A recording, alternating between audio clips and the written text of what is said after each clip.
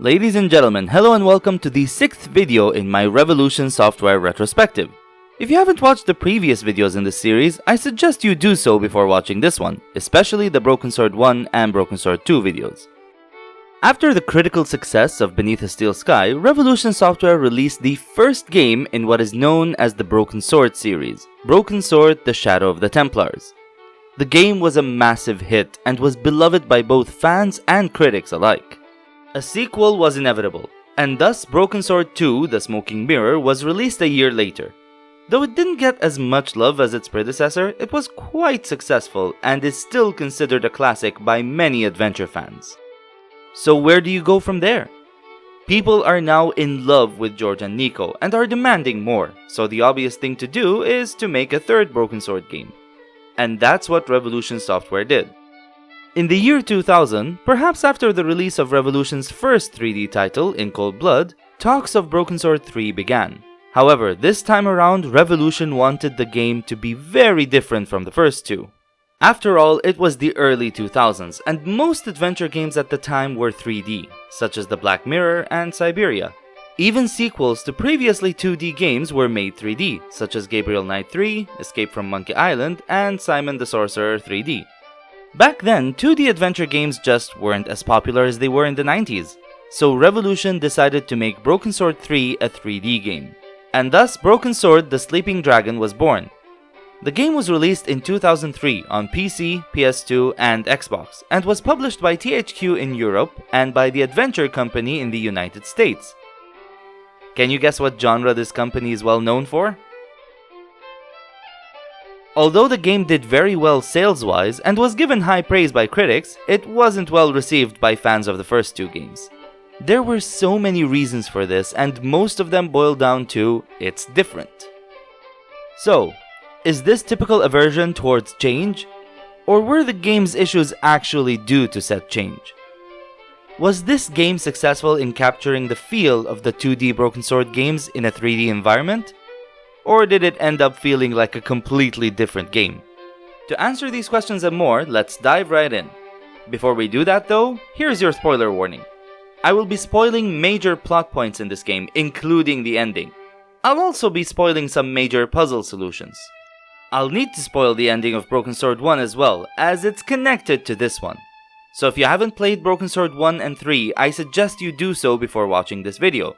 To those who have already played them, or just don't care about spoilers, grab a drink, sit back, and enjoy the video.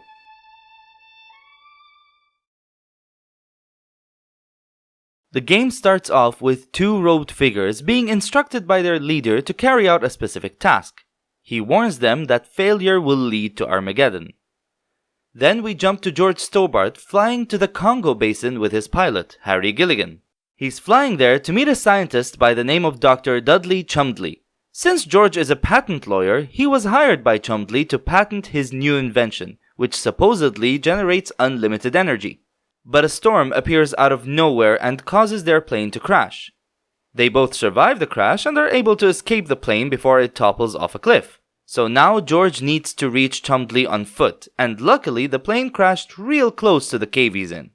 George finds the cave and witnesses Chumley being killed by a pale, evil-looking guy. After the bad guys leave, George searches the cave and finds a postcard from Glastonbury by a guy named Bruno. So he sets off to England to meet Bruno in the hopes of finding answers. Meanwhile, back in Paris, a hacker named Vernon Blier is expecting a visit from Nicole Collat. She arrives and he tells her of a manuscript he was hired to decode. He mentions something about power sources building to a peak, and how it's causing an increase in natural disasters. He says that he fears for his life because he knows too much, and then gets shot by Nico. Don't worry, this wasn't actually Nico, but was an imposter pretending to be her. The real Nico arrives at Vernon's front door moments before he gets shot. She finds a way to enter the apartment, but is then attacked by the assassin. After successfully fighting her off, the assassin makes her run for it and drives away. Nico then starts searching the apartment, looking for clues as to what's going on. Up to this point, I was feeling very optimistic. The story started off really well, and it definitely grabbed my attention. It was giving me Broken Sword 1 vibes, and overall I was really excited to see what happens next. George goes to Glastonbury and manages to rescue Bruno from a barn on fire just in the nick of time. It turns out that Bruno is the Nobel Prize-winning Neo-Templar you met at the Hotel Ubu. You're that Nobel Prize winner from some unpronounceable Eastern European state. Yes, that is me, in person. He's no longer a Templar though, and has left the Order after realizing how evil the Grand Master was. And now he is being hunted down by what remains of the Order. The pale guy who killed Chumdley is named Susaro, and he too is a Templar. When the Grand Master died, he stepped in as the new Grand Master and changed the Order's name to the Cult of the Dragon. The reason for this rebranding is because of the Dragon Current, which is the name given to the planet's ley lines by ancient China. This geomantic energy naturally builds to a peak every 12,000 years, and Chumdley was trying to use the peak's lingering energy to create limitless power. Susaro, on the other hand, wants to use it to gain immortality. So he started forcing the planet's power to peak, which is causing these natural disasters and is placing the planet in danger. This is what Vernon was trying to tell Nico before he was killed by Susaro's assassin, Petra. Which brings us back to Nico's side of the story. Because Petra was disguised as Nico, Vernon's next-door neighbor told the police that Nico was the one who murdered him, and so she was taken to jail for 2 days. She was released, of course, after her innocence was proven. After being released, she decided to go back to Vernon's apartment, where she finds Beatrice, Vernon's girlfriend, grieving. She talks to her and calms her down, then learns from her a clue as to what number is needed to open Vernon's safe, which contained a diagram and a disc. The disc was a recording of Vernon explaining to Beatrice what happened. He was hired by Susaro to pinpoint the locations of where this energy peaks, using the Voynich manuscript. At first, Vernon was fine with this, but the more he decoded the manuscript, the more scared he became. And this is where the game started losing me. From this point on, many issues with the story start popping up, and one of them was the use of the Voynich manuscript. If you haven't heard of it, it's a coded manuscript that was discovered by Wilfred Voynich, the Polish-American book collector. The manuscript was carbon dated to the 15th century and was written in a language that no one could identify. Even to this day, the manuscript remains a mystery. There are many theories about the origin of this book, yet no one knows for sure what the truth is. Now, I can understand the temptation of using such a mysterious real-life manuscript in your game, but you have to at least attempt to make it fit your story. We learned that it was the ancient Egyptians and Chinese who discovered these ley lines and uncovered their potential. So how did all the information on said ley lines end up in a book that was written in the 15th century? And why was it coded? And how come no other books or sources mention these ley lines? No ancient tablets, no scrolls, nothing. Vernon mentions that an ancient civilization tried to do what Susaro did, and by doing so, they almost destroyed the planet. So perhaps they had to keep these ley lines a secret so no future generations would risk destroying the world. And based on later parts of the game, it seems that it was the Egyptians who decided to keep it secret. But this is such a pointless thing to do. Who's to say no other ancient or modern civilization would discover them as well? There's no denying that these ancient civilizations were very impressive, but give present-day scientists some credit, Revolution. If scholars could discover these powers thousands of years ago, I'm pretty sure modern technology can sense these ley lines. Broken Sword 1 had a much deeper story in general, yet it was much more grounded. The game uses real-life people and organizations, but the manuscript was made specifically for the game and ties in perfectly with its story. It made sense, and Revolution was able to make the existence of a Neo-Templar order and the possibility of a lost Templar treasure being uncovered believable. It was a well-thought-out story, but it was humble. In this game, however, we are expected to believe that there's this geomantic energy that no one knows about except for a handful of ancient civilizations, and the only recorded information about it is in a 15th century book written by an anonymous author in an indecipherable code. Also, this manuscript is publicly available. Anyone can look at it anytime they want. It's not hidden from the public.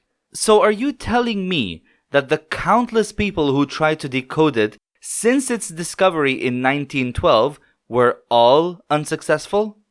Generations of professional decoders, linguists, historians, and amateurs. All of them failed, yet the only person who was able to decode it is this guy.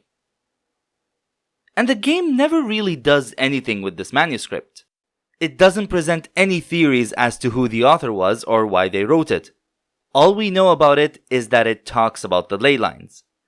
This could have easily been fixed if you made up a fake manuscript for this game instead of using a real-life one. And the Voynich manuscript isn't the only real-life object they used with no explanation. Vernon also mentions the Key of Solomon, a real-life pseudepigraphical grimoire. Not to be confused with Solomon's Key, a puzzle platformer developed by Tecmo. Though, to be honest, they might as well have used that game instead, as it would have made just as much sense. But I'm getting ahead of myself. Vernon's recording also contains a clue as to where the Cult of the Dragon might be hiding, which is an abandoned theater on Ile Saint-Louis. Nico breaks into the theater but is then caught by Susaro's men. Back to George, both he and Bruno leave to Paris, and with the help of Bruno's convenient geomantic energy picker-upper device, they end up at the same theater. After a bit of sneaking around, George manages to rescue Nico and they both explore the theater together. During their search, they find and manage to crack open a safe which was holding a key card and a strange stone artifact adorned with beautiful crystals. They use the key card on an elevator that leads them to an underground chamber.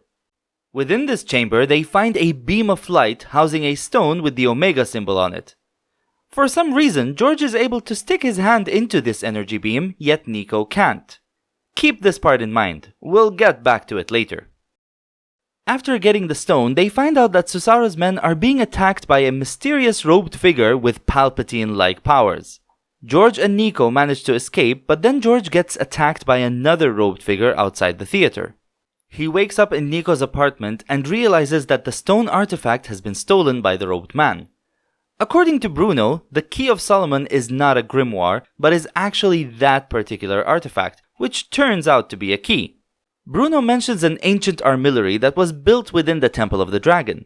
Once the Earth's power reaches its zenith, the key is used to create a huge surge of this power in a specific part of the world, which the armillary reveals.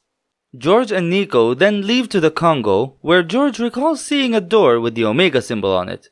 They use the Omega Stone to open the door, avoid some traps, solve some puzzles, then find another stone held up by a beam of light, but this one has the Alpha symbol on it. They then return to Paris and find that Susaro's men have trashed Nico's apartment and kidnapped Bruno. The detective who arrested Nico earlier tells them that Susaro has contacts in the police force, as all the files related to Vernon's case have mysteriously vanished. He also mentions that a man fitting Bruno's description was caught being taken to Prague, yet they were told to ignore it.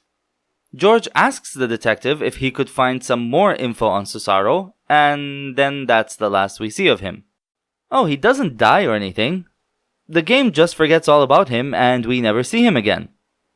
George and Nico tell Andre that they didn't really need his help and just wanted him out of the way, though I don't get why. You just found out that Susaro has friends in high places, powerful enough to make unsolved cases disappear and kidnapped men go through airport security unnoticed. Don't you think you might need the help of an actual detective this time? Whatever, if the game doesn't care about him, then I have no reason to care either. George and Nico go to Prague and sneak into Susaro's castle. They manage to find Bruno, but only moments before he was taken away again. Whilst interrogating Bruno, Susaro finds out that the Order of San Stefan are the ones holding the Key of Solomon. After returning to Paris, George asks Andre about the Order, and this is what he says. The Saint Stephan chapter was reputed to have escaped the Inquisition by hiding in secret chambers, somewhere in Paris. No one knew where, though previously they had their base near the old church at Montfaucon. So, let me get this straight. The Order of San Stefan avoided the Inquisition, hid right under the church where the Templars were executed, and stayed there undercover for 700 years? I mean, take a look at the entrance to their hideout. Was no one ever curious as to what's behind the door with the frickin' skull on it? And it's not like the door was hidden somewhere difficult to find or anything. Can you guess where it is? You might actually be able to guess this one. Remember back in Broken Sword 1, where George enters the sewers at Montfaucon and spies on the Neo-Templars meeting? Well, this door was just around the corner. And how do you open the door? Remember that guy that tased George? Well, he accidentally dropped the key to this door. It's nice to see that the developers stopped trying to make George's progress rely on his own investigating skills and rather made it rely on sheer dumb luck. Anyway, you enter the hiding place and you discover that the Order was attacked by Susaro's men. After some sneaking around and solving a couple of puzzles, you find the remaining members of the Order hiding in this secret chamber. The Preceptor, the one we saw at the beginning of the game, tells George that he's the only one who can stop Susaro from destroying the world. He gives him the final alphabet stone, which has the psi symbol on it, then he knights him. Which, I'll admit, was a really cool scene. Kneel.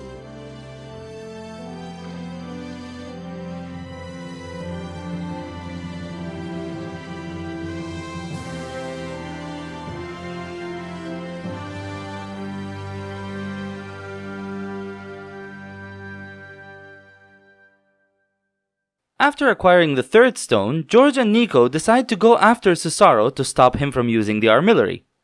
Although they don't know the exact location of this armillary, they do know that it's somewhere in Egypt. To pinpoint it, they had to use the 3 alphabet stones. Okay, so get this. They take a satellite image of Egypt, then they zoom in on the psi-like shape the Nile's end makes, then they zoom in some more on the omega shape the Nile's bend makes, and finally they look at a bunch of small buildings that almost look like an alpha shape that's missing a point. Susaro needed to decode the Voynich manuscript to find the armillary, yet George and Nico just found it by using 3 very well-known Greek symbols on a satellite image of Egypt.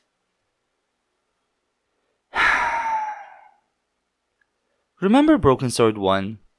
Remember how in that game George and Nico had to do some actual investigative work to figure stuff out? They had to gather a bunch of pieces of evidence, talk to a witness, talk to a costume shop owner, and talk to a tailor just to find out where Khan was staying.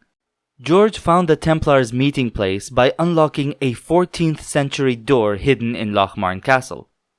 He had to find the lost Templar Knight, figure out a 700-year-old puzzle, and find 2 separate murals just to discover the location of the Sword of Baphomet.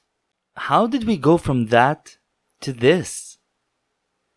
Everything is right at the tip of their fingers now, and they rarely need to do any investigative work. Why have them look for the key to enter the Order's hideout when you can just have a member accidentally drop it? Why have them locate the stones using their own deductive reasoning when you could just make them find the stones by chance? Look, an elevator at the abandoned theater. I wonder where it leads. Oh hey, a stone. This stone has a symbol that looks very familiar. I saw it somewhere. Oh hey, another stone. Excuse me, Secret Order? I wanted to talk to you about something. What's that? A third stone? Sure, why not? So they use the stones and find the Temple of the Dragon. Wanna guess what's needed to enter this ancient temple that supposedly houses the key to unlimited power? I was sort of expecting to excavate my way in. George, look! The last thing I expected was that the blocks were really a door. Okay, to be fair, this isn't the true entrance, as the true entrance requires all 3 alphabet stones. George and Nico figure that out based on what the ancient Egyptian hologram tells them. Okay, look, I know ancient Egyptians were way ahead of their time, but I draw the line at holograms that not only survived thousands of years, but also can detect what languages the people standing in front of them speak, then speak to them using said languages simultaneously, even if the language didn't exist when the hologram was created. Strange how he spoke in English. English? He spoke in perfect French. But by far, my biggest issue with the game's story is the ending.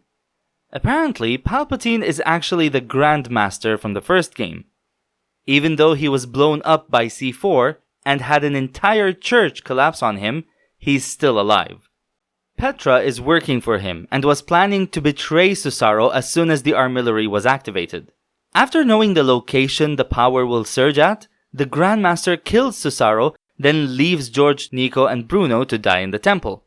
To open the temple doors, George decides to sacrifice himself by cheating at the hologram's puzzle, which, according to the hologram, will result in the execution of the cheater and the banishment of the cheater's company. However, Nico would not allow George to do it, so whilst they were arguing about this, Bruno sacrifices himself instead, which was a pretty sad scene. Nobody needs to sacrifice themselves. Much responsibility for what has happened lies with me. I helped the Grand Master in his quest for power. I am not really ready for death, but perhaps I am ready for redemption.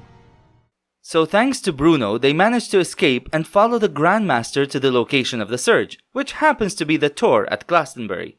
They were too late though, as the Grandmaster was able to harness the planet's power and then turn into a dragon. What's happening? No!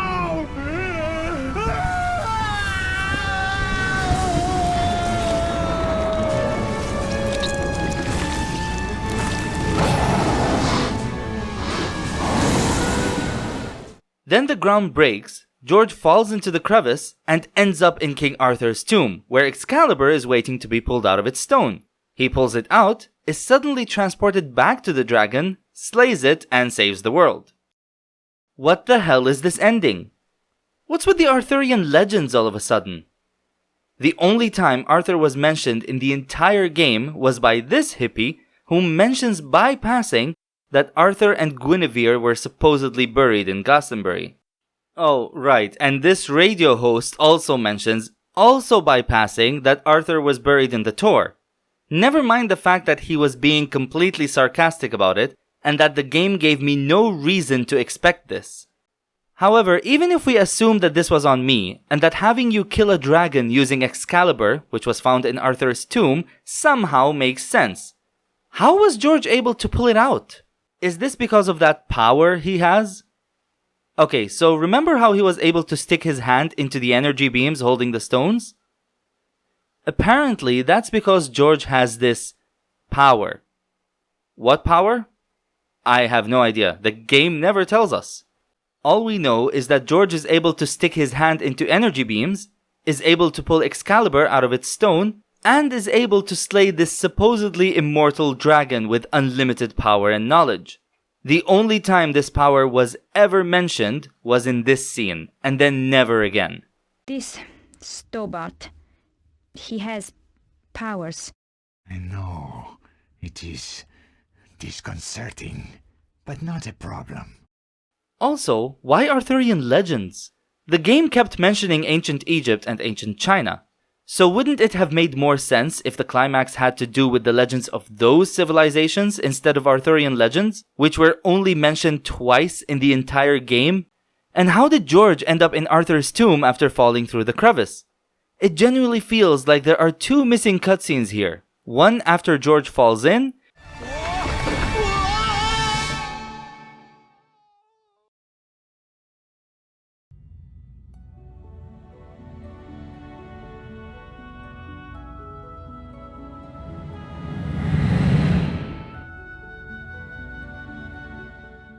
and one after he pulls the sword out and returns above ground.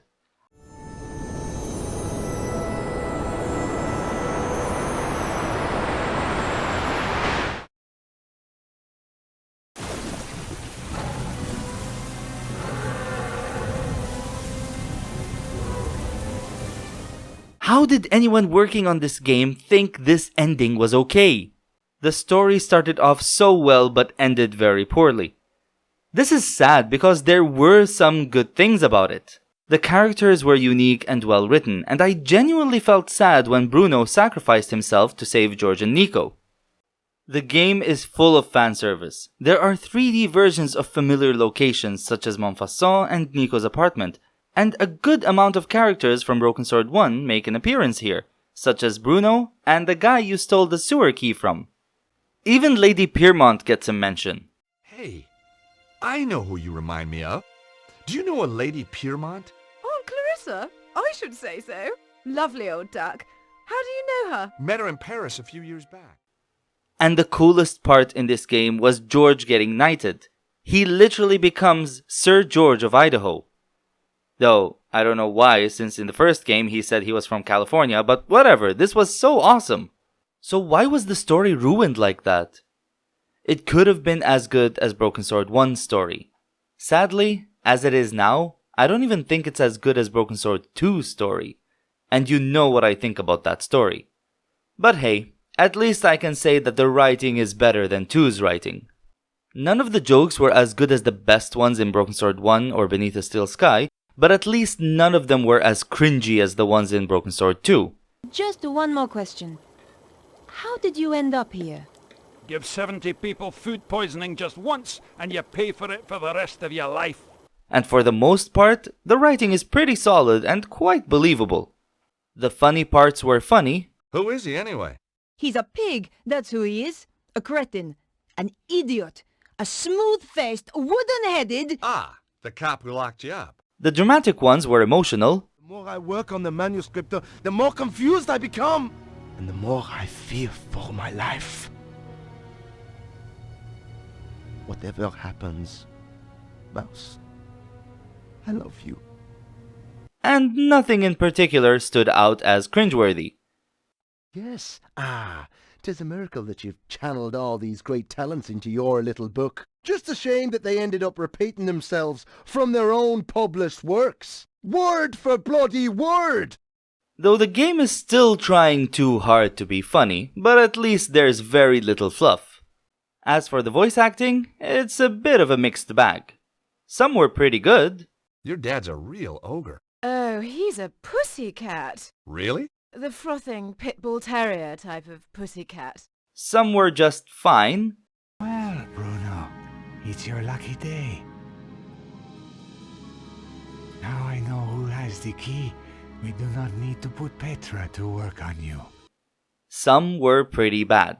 Hi there, beautiful. You are looking for something? I might be.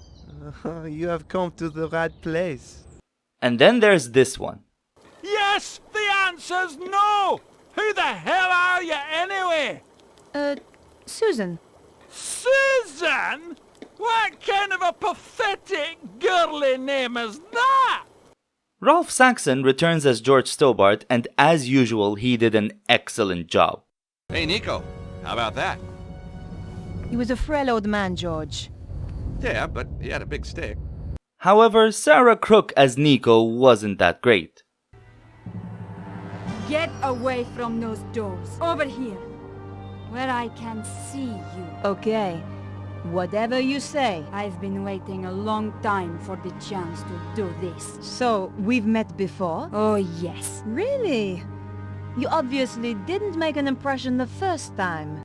She was a much better Nico than Jennifer Karen Hall was, though. And her French accent didn't seem fake at all. He contacted me through my paper. He wanted to meet. Why? Some nonsense about the end of the world.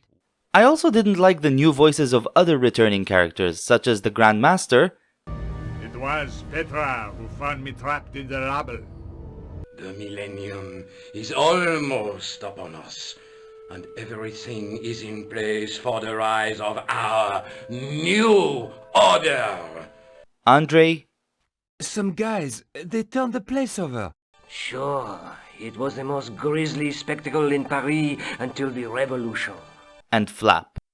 Do you like it? It's my new scarf. That Stobart girl left it behind in Paris. First, I break your arms at the elbows and wrists. Then, when you recover consciousness, I break your fingers. Overall, the voice acting wasn't great, but it wasn't bad either. I'd say it was on par with the voice acting in Broken Sword 2, and it was leagues better than the voice acting in Cold Blood. Sadly, the same can't be said about the music.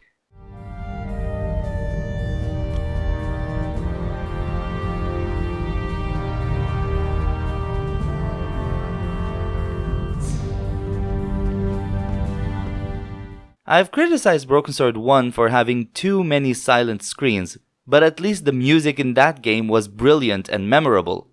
The music in this game, on the other hand, was so bland and uninteresting.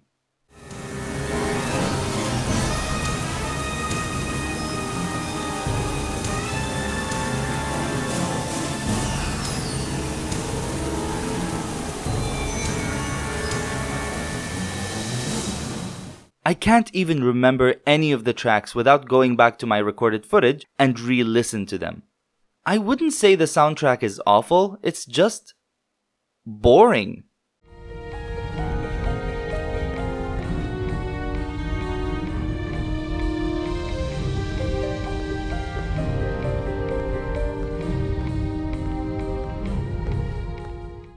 The game didn't even have a new rendition of the Broken Sword theme. It was whatever that is instead.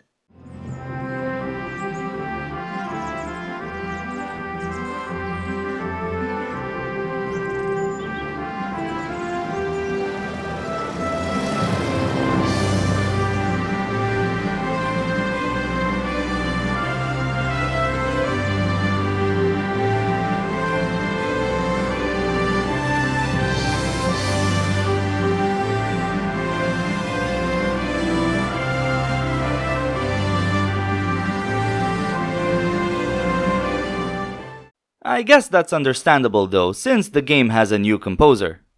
Unlike the first two Broken Sword games, which were composed by the highly talented Barrington Phelan, Broken Sword 3's soundtrack was composed by Ben McCullough, and honestly, the downgrade in music quality is quite noticeable. Bullseye! My God! Hang on, fellas, it's gonna be a rough one! Glastonbury High Street, ladies and gentlemen. All change, all change. As for the visuals, the game pulled off the transition from 2D to 3D much better than many other sequels did. It wasn't what I would call gorgeous, but it was pretty decent. The graphics were solid, the character models were quite good, and the animations were well done. The game looked just fine. And that kinda makes me sad. I mean, the game looks fine, but it also looks no different from any other 3D game back in the day. It lacked the personality the first two games had. This is supposed to be a Broken Sword game. Broken Sword 1 and 2 were gorgeous games that were quite unique amongst their peers. The visuals had a certain charm that this game just lacks. This is especially sad when you compare the game's artwork to the finished product.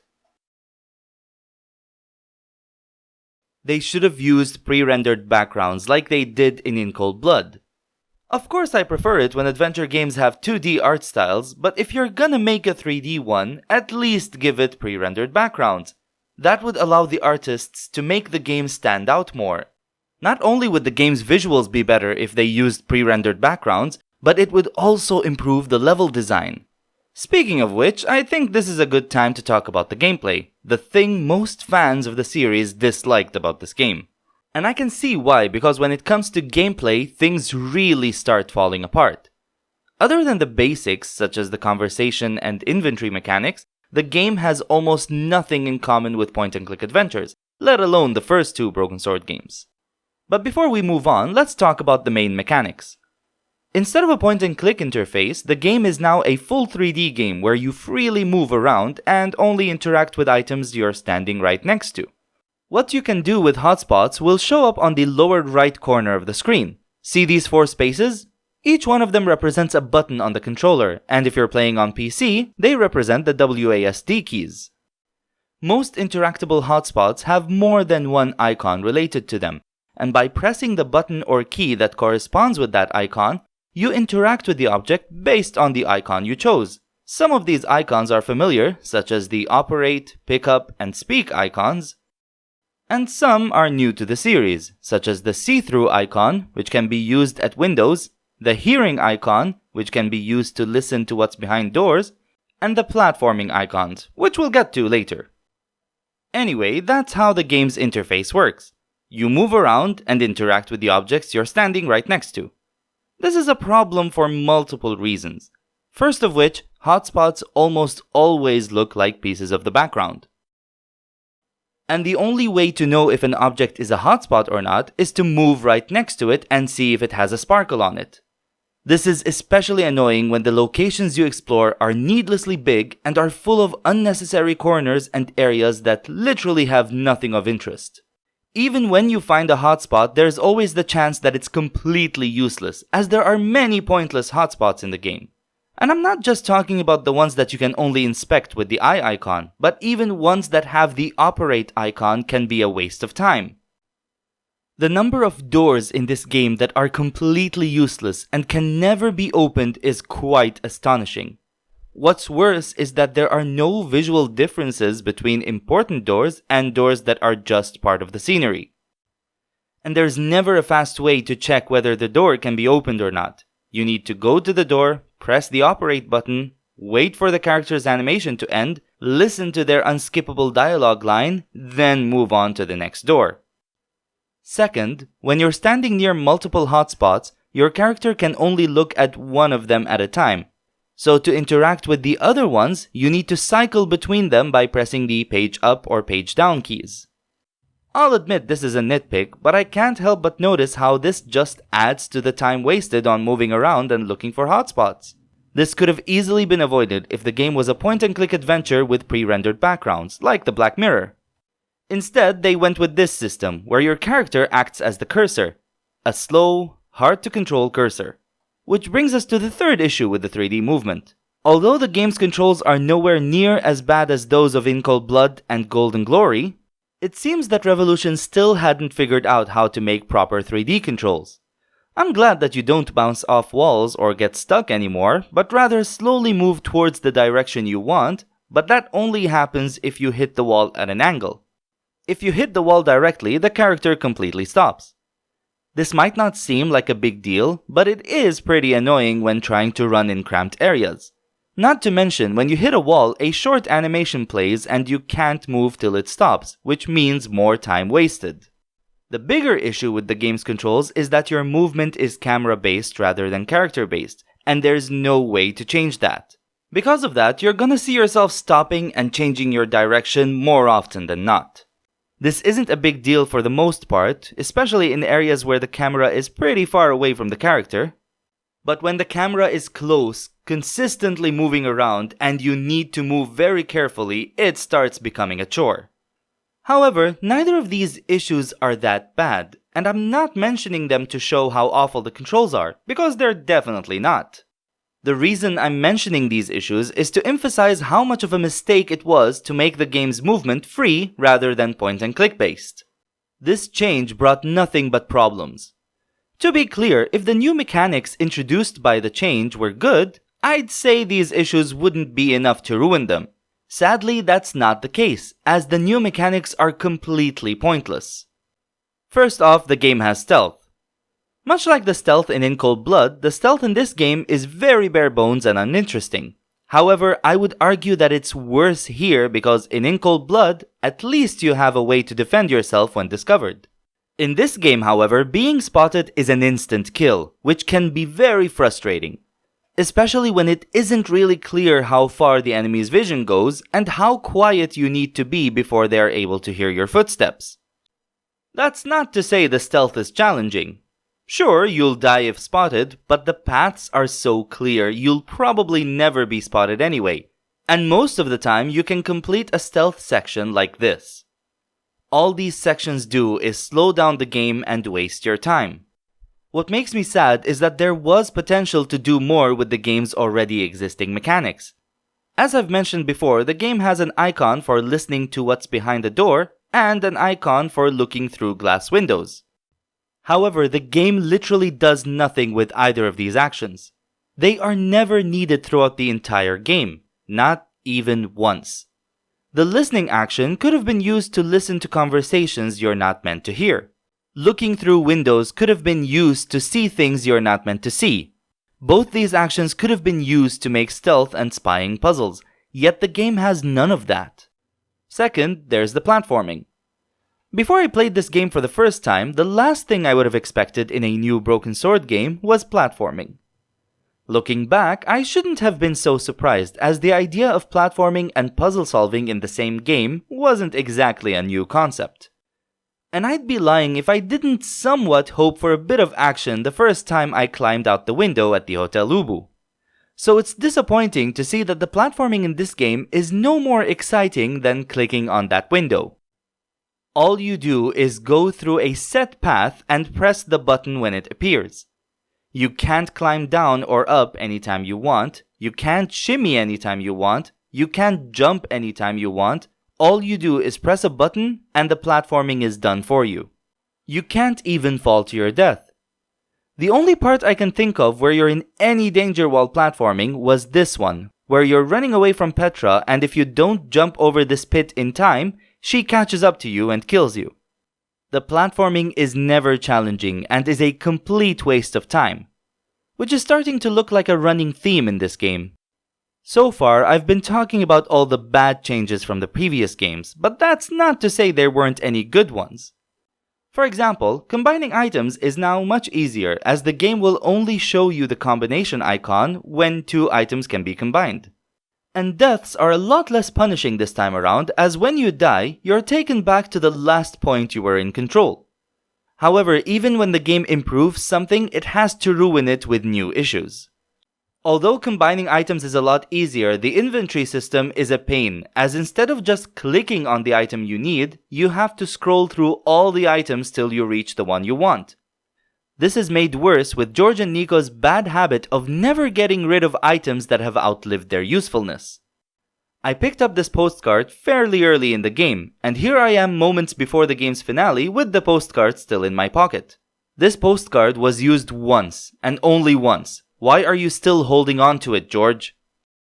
Although the deaths are a lot more forgiving, the game introduced QTEs during cutscenes, and everyone loves QTEs, right? Especially small ones that are shown in the lower right corner of the screen and are basically the same color as the button spaces that are already there. But of course, as far away from a point-and-click adventure this game is, it's still an adventure game, and adventure games are well known for their puzzles. So how are the puzzles in this game? Well, they're definitely puzzles. There are 3 types of puzzles in this game. The first is inventory-based puzzles, nothing new to Revolution's games. For the most part, I like these puzzles. They are very well telegraphed and almost always make sense. For example, there's this part where you're playing as Nico and you need to disguise yourself as Petra. All you need is a wig. Of course, that's easier said than done, as the only wig you're able to find is a brown one. Petra has bleach blonde hair, so a brown wig won't do. Luckily, whilst exploring the mansion, you find a bottle of bleach. Problem is, this cook won't allow you to take the bottle, so you need to find a way to distract him. Whilst looking around the kitchen, you realize that his vegetables aren't cut well. You ask him about it, and he tells you that every single knife he has is dull. Lucky for him, you already found Petra's sharpening stone in the same trunk where you found the wig. After taking the wig, the trunk is still interactable, and if you examine it, you discover a secret compartment that contains a bunch of combat knives and the sharpening grindstone. You give the grindstone to the chef, and whilst he's sharpening his knife, you take the bottle of bleach. Now you go to the bathroom and use the bleach on the wig, which turns it into the color you were looking for. However, Nico won't put it on whilst it's still dripping wet. In the same room where you find the wig and the grindstone, you probably found the other trunk, which has the electric hairdryer in it. So at this point, you probably have the hairdryer and can use it on the wig. Once you do so, Nico puts the wig on and the puzzle is over. This puzzle was well done, well telegraphed, and was easy to figure out. Sadly though, this is the hardest puzzle in the game. Every other inventory-based puzzle was a lot easier to figure out, to the point where they were never much of a challenge. Some of them were pretty good, such as this one where you need to make this dragon head breathe fire, or this one where you need to get the key out of the keyhole. But I feel like they were a bit over-telegraphed. In this part, Nico says that she can see the key in the lock, which immediately made me realize that I need the pencil to push out the key. If you try to do that, she says that she's worried the key will fall to the ground and she won't be able to get it. So I immediately knew that I needed this newspaper to catch it. This is as hard as the inventory-based puzzles get. They're not bad, and almost all of them make sense, but none of them were as well constructed as the wig puzzle. I never felt like I had to think things through. Every necessary item was just there, screaming to be used. Whenever I got stuck, it was because I missed a specific item, and never because I didn't have an idea on what needed to be done. To be fair though, these puzzles are a lot better than the ones in Broken Sword 1, save for the key swapping puzzle. And they definitely make more sense than the ones in Broken Sword 2. I wouldn't have minded them if the other two types of puzzles in the game were good and challenging. But they weren't. The second type is logic puzzles, as in puzzles that require critical thinking rather than the use of specific items, and those were extremely rare. There was this one where you need Nico's help to step on specific tiles that light up your path. This puzzle wasn't bad, but it wasn't challenging at all. If anything, the only real challenge I had with it was the controls and camera. There was this one where you needed to assemble an ancient machine, which was cool but a bit too slow. There was this one where you rotate these crystals in order to move this stone, which was very annoying as you constantly needed to move between two rooms to change the energy beam's direction. There was this one you find in Egypt, which was a variant on the river crossing riddle. And then there was the wine bottles puzzle, which is the only logic puzzle I actually liked. Problem is, it made me dislike the others even more. These bottles are imported from specific parts of the world. If you were paying attention to the story Andre told you about Saint Stefan, you'd know that these locations are the same ones he traveled through whilst delivering the Templar Holy Relic. All you have to do is push in the bottles in the same order of the locations the knight visited. If you can't remember the order, don't worry, because both George and Nico picked up the habit of writing down everything that happens. Once you put 2 and 2 together, this isn't much of a puzzle and doesn't necessarily require much critical thinking. But the fact that it requires you to pay attention to conversations you previously had was enough for it to stand out. Shame the game didn't try to do anything similar to it again. This is the only time you need to check your notes and then never again. But hey, why put more puzzles when you could just fill the game with the third and without a doubt the worst type of puzzles? Crate puzzles. The game is full of crate puzzles and they are absolutely horrible. First of all, they are extremely easy to figure out. You can only move crates in 4 directions and you can't change their level. So if a crate is on a higher platform, you can't take it to a lower one and vice versa. So there's barely any challenge. Second, pushing and pulling these boxes is obnoxiously slow. You can only move these boxes one push at a time, as if you're moving them on some sort of grid. This is made even slower when there's no room to walk around them, so you have to climb up them, then climb down the other side. I wouldn't have minded these so much if there weren't so many of them in the game. Throughout the game, there were 5 logic puzzles and 9 complex inventory-based puzzles, as in puzzles that required more than one step of inventory uses or combinations. Wanna guess how many crate puzzles there are? 17. Even if we're being generous and count only the ones that require moving more than just one crate, there'd still be 10 crate puzzles in this game. It's like the game wants to be a Shove It sequel rather than a Broken Sword sequel. It seems that the developers were so proud of these puzzles that they decided to make the final puzzle in the game the ultimate crate puzzle. These puzzles are not challenging, painfully boring, and all they do is, say it with me, waste your time. The game has a final boss fight. I didn't know where else to mention this, and I don't even know if I need to mention it. It's not much of a boss fight. You just run around, avoid the dragon's fire, and once you reach it, you press a button to slay the dragon.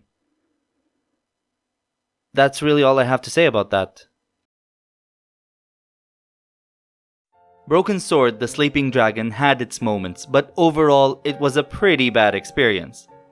The spirit is still there, the voice acting is pretty good, and the writing is pretty entertaining. But the story is awful and the gameplay is so boring and clunky. Everything was slow, the game doesn't allow you to skip the dialogue, and most of the puzzles were boring and very time-wasting. I just can't find myself suggesting this game to anyone interested in the series, or adventure games in general. If you want to play a proper Broken Sword game, you'd be much better off playing Broken Sword 1 or 2. Those games had their flaws, but they are still top quality adventure games. Unless you're a perfectionist who wants to play every game in the series, I suggest you just ignore this one. However, if you think these crate puzzles are worth it and you want to play the game for yourself, the PC version is available on both Steam and GOG. Anyway, that's all for today. If you enjoyed this video, please consider giving it a like and subscribing to see more videos. If you like this channel and want to support it, you can do so on my Patreon page, or you can buy me a coffee on ko-fi.com. I hope you enjoyed this video. Thank you for watching.